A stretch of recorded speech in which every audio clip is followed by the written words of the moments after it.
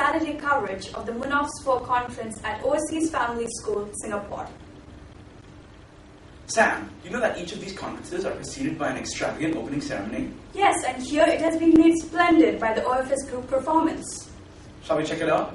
Definitely. Hannah and Carla have captured the scenes. Welcome to MUNOFS 4. Delegates are beginning to arrive for what is going to be a great opening ceremony. Let's join the action. The opening ceremony started off with some inspiring speech by Rhiannon Wali, Mr. Schmidt, and Ms. Venkatachalam, which was followed up by some colorful performances by the Indonesian and Korean UN group from the Overseas Family School.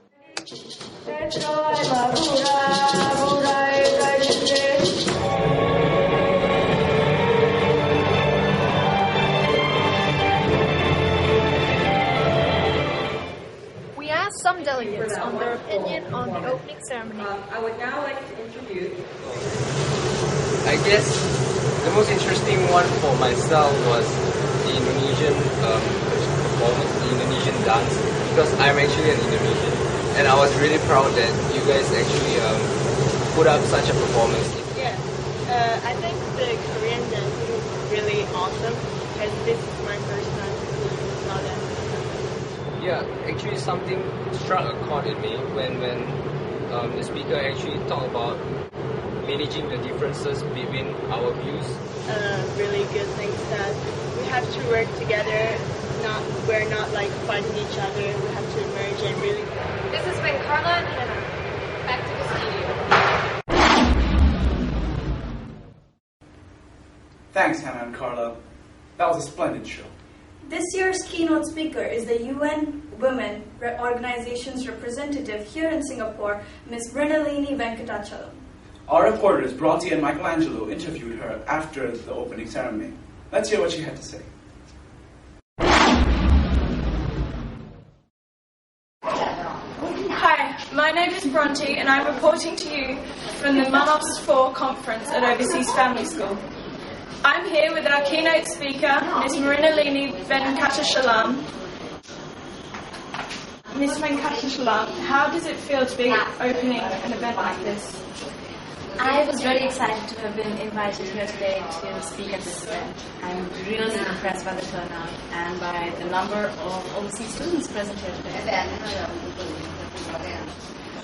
Ms. Venkatachalam, what motivated you to become a part of the United Nations and to become involved with women's rights?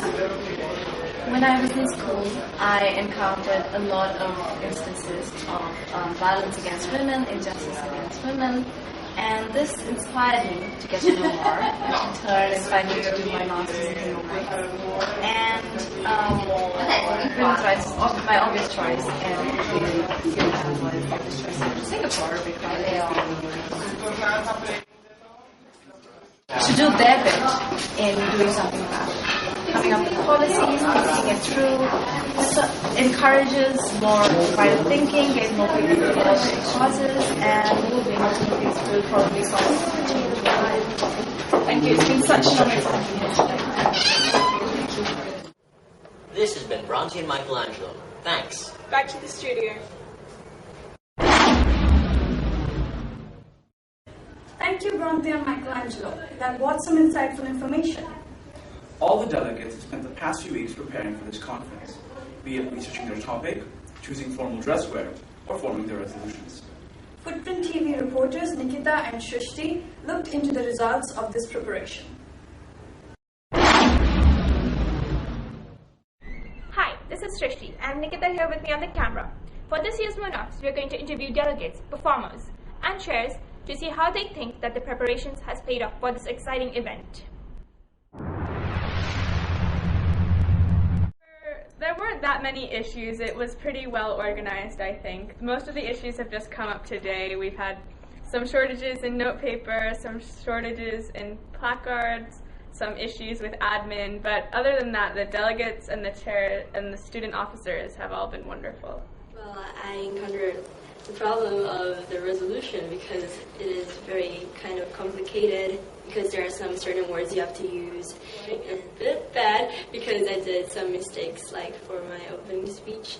I kind of didn't finish it because it was longer than 1 minute. Well, to prepare myself for MUN, my team gathered every single Friday and we had a mock debate that...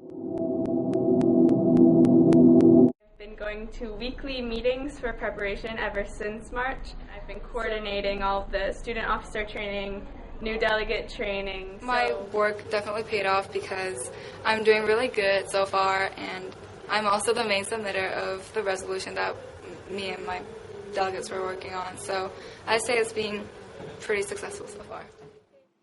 I guess everybody's preparation paid off. So Shristi and Nikita, back to the studio.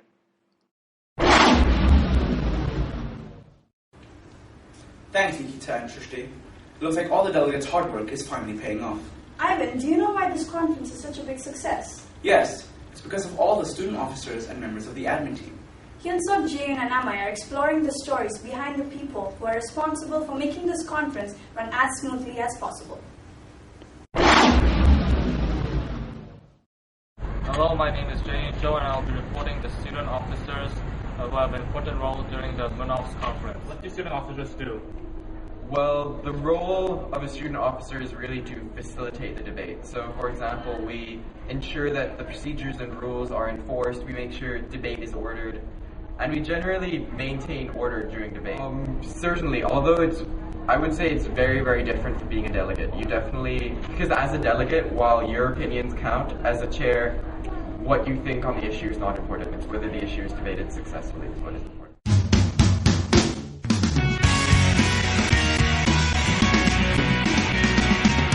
Additionally, there are some people who are really important for the MUN. They are the MUN school admin. So Yannick, how was your experience in the MUN admin thing?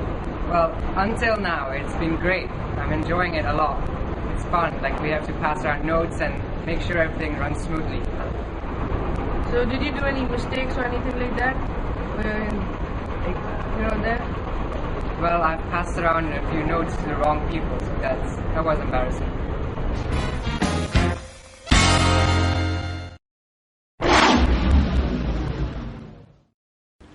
Thank you, Hyunsuk, Jaeyoon, and Amay, for that informative story behind the scenes at this year's conference. This year, we have students coming from all over the world representing different countries in this conference.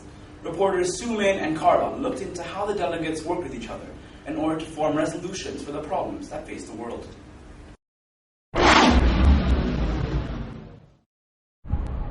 Hi, this is Sumin. Carla and I are here to find out more about lobbying and merging. Let's go find out.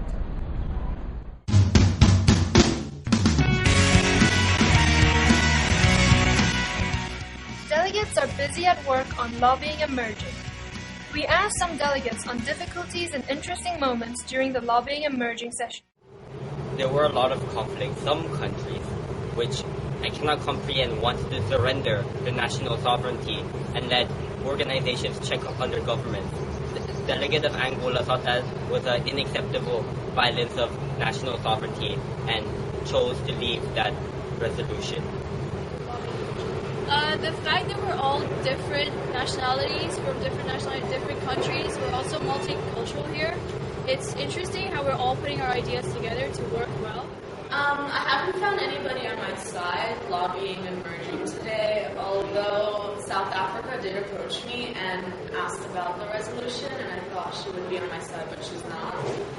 Well, I don't plan on getting my resolution passed as a whole because it only has my stance and nobody else's. Although I do plan on getting other countries on my side to not pass this resolution because I am totally against it as a peace-loving country. This has been Sumin and Carla. Back to the studio. Thanks, Sumin and Carla, for shedding light on how the conference is proceeding. Ivan, that was the first day of the conference. Yup, and I felt it was a really productive day indeed. Be sure to tune in tomorrow, same time, same place, for more MUNOFS score coverage. Hey, what about the credits? Alright, don't go anywhere. Watch the credits.